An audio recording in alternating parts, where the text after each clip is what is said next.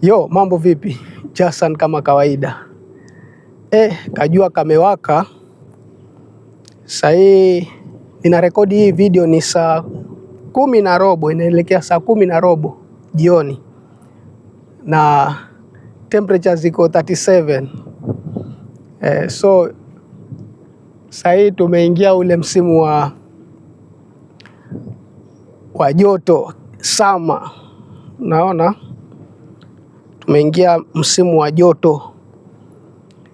Inakuwa advisable msimu huu watu wanywe maji kwa wingi, wafanye hydration sababu ili joto likiwa jingi una sweat, na ukisweat maji yanapungua kwenye mwili, so huwa inakuwa advisable unywe maji, na sio kunywa maji tu, maji yoyote. Unapata watu wanakunywa yale maji saa nyingine ya dispenser. Maji tu yamewekewa dispenser hapo, unaenda unachota. Yale maji sio mazuri. Afadhali uende kwa duka ununue yale maji ya chupa yale.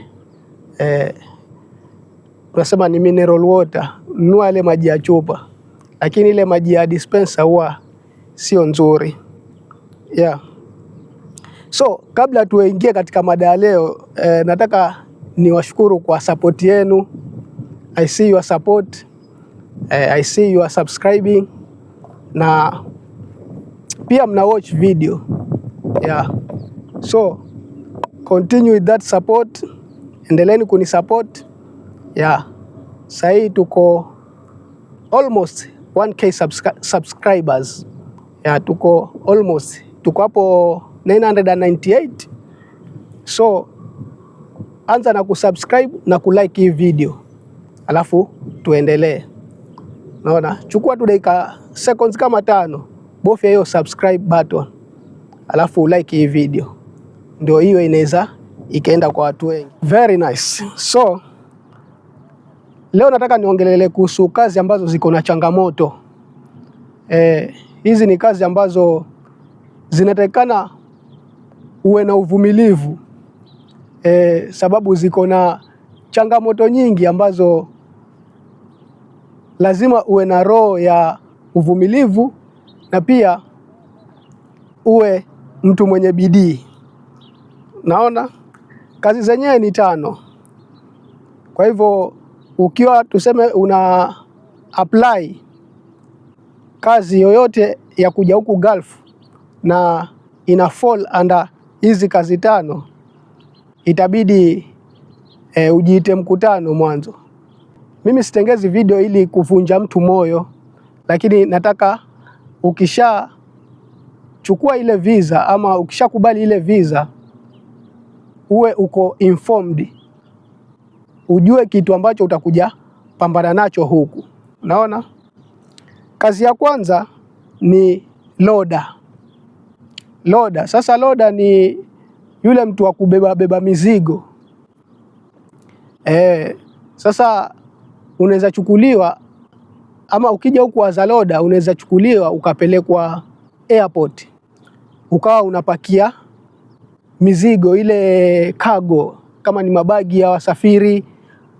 Unajua ile ndege kule chini huwa iko na mvungu. Sasa kuna watu ambao huwa wanajaza hizo mabagi huko ama hiyo mizigo.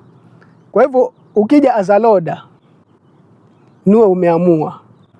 Naona sababu tuseme ndege kama ya watu 300 na mumeambiwa muijaze, kila mtu ako na mabagi mawili.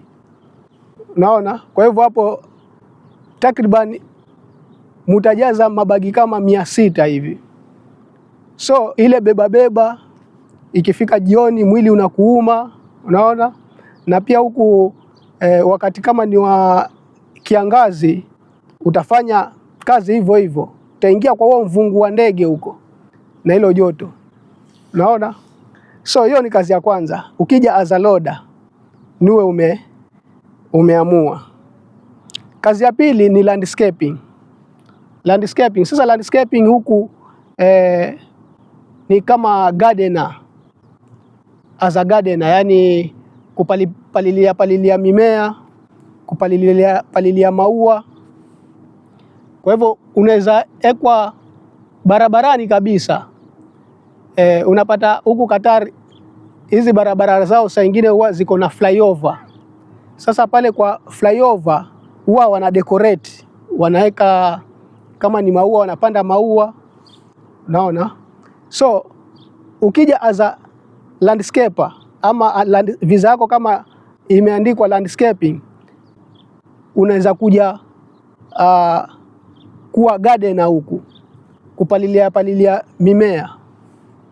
Kwa hivyo sasa hiyo tayari jua unaekwa nje, utakuwa nje. Sasa ni jua, ni baridi, wewe utakuwa unafanya kazi hapo mahali.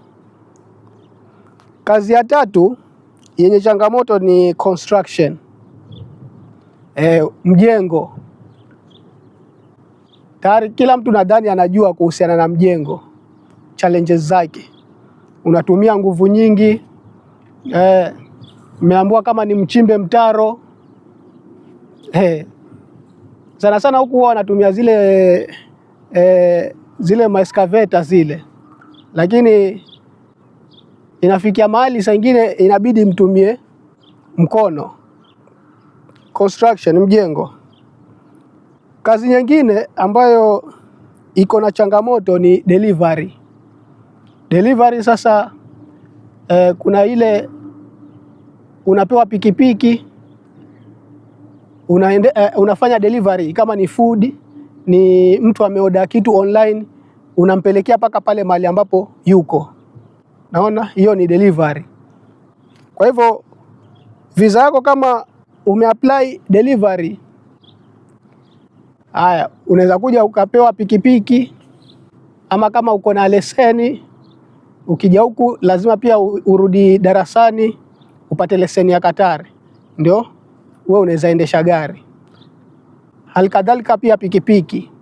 Lakini sasa tukiangalia upande wa pikipiki, wengi sana watu wa delivery ni upande wa pikipiki, wanapewa pikipiki. Sasa ile baridi, unaendesha pikipiki wakati wa baridi, wakati wa jua, wewe uko barabarani. Na huku pia wanaendesha magari mbio, magari yanaendeshwa mbio katika barabara.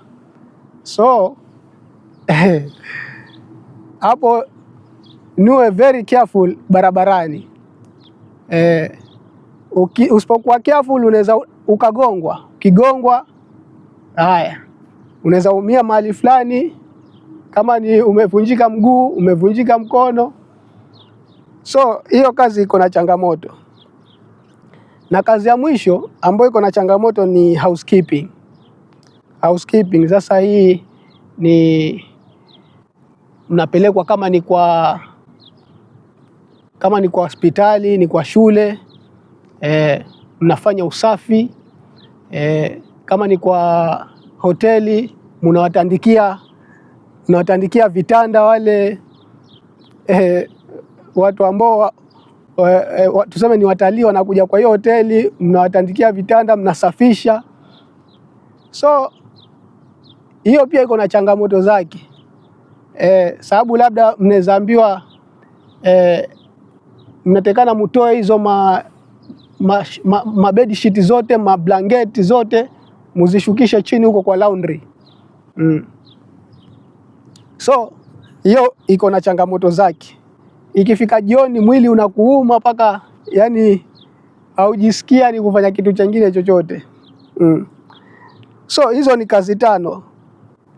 Nimesema loader, landscaping, construction, delivery na housekeeping. Kwa hivyo kama visa yako iko na hizo kazi tano, ama umeapply visa hizo kazi tano, niwe umeamua na ujue kitu ambacho utakuja patana nacho huku.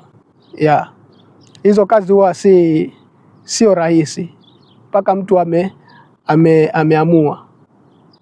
So mimi niko hapa sioti ninavunja watu moyo wasije na hizo visa za hizi kazi, lakini nataka tu ukiwa kuja huku uwe well informed, sababu kuna watu wengine wako na relatives zao huku ana communicate naye, anamwambia, anamchanua, anamwambia basi wewe kama unakuja huku njoo na kazi fulani fulani fulani, njoo kama ni security, njoo kama ni barista, waitress. Unaona hizo hazina machallenge nyingi, lakini sasa kuna watu wengine hawana watu wa kuwaambia, unaona. So sisi ambao tuko huku ground, chenye tunaona tunaweza tukashare hapa na mtu anaweza akasaidika. So until next time, peace.